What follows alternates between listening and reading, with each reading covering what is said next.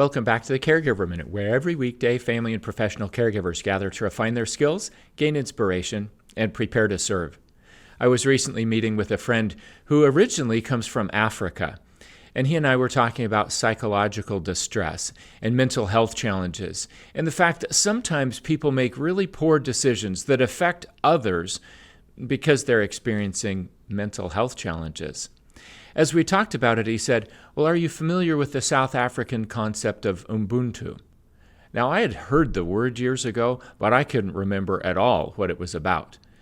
He said the word means, "I am because we are." And he went on to explain what happens in parts of South Africa when people engage in behavior that's really damaging to society, like criminal activity. He said that instead of locking a person in prison, they instead take that individual and surround him or her by community members who spend 2 full days talking about all the things that they see that are good in that individual, reminding the person of the light that's within them, offering encouragement, offering support. He said at the end of those 2 days, the person feels badly for the way that they behaved, but they have hope that they can make different choices going forward in the future. He said the goal of the exercise is to just bring enough light to that person's life, that they have hope and that they move forward in a better way. I thought that was a remarkable idea, and it's consistent with things that I've talked about here on the Caregiver Minute before, the idea that you don't chase away darkness with more darkness, you only chase it away with light. Unfortunately, especially in Western societies that tend to be quite individualistic, it's really easy to just lob insults at other people.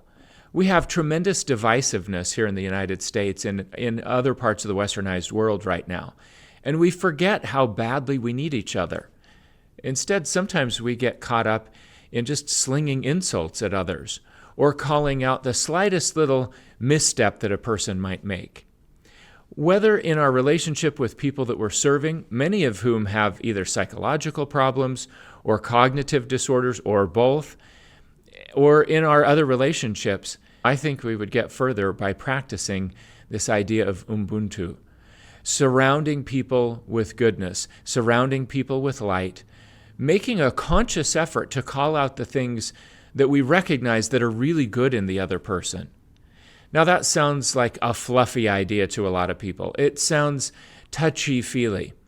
But this is a practice that these South Africans and people in other parts of Africa engage in. And it works in their culture, and I think we can take a lesson from it. If we are diligent in calling out the fact that all of us have light within us, all of us have goodness, all of us have the capacity to do wonderful things, and we're all one decision away from total disaster. We just get further when we recognize the goodness and we help remind others of that. So today, I invite you to consider how you might incorporate this practice of Ubuntu in your life. What could you do to recognize the interdependence of all of us? And what could you do to call out the goodness that you see in other people very intentionally? I think the world could use a lot more light shed on the good in humanity instead of more mudslinging and calling out all the problems that we have. I hope you'll take advantage of this opportunity to spread goodness around you by identifying what other people are doing right and the capacity that they have to do good as well. Thanks for watching.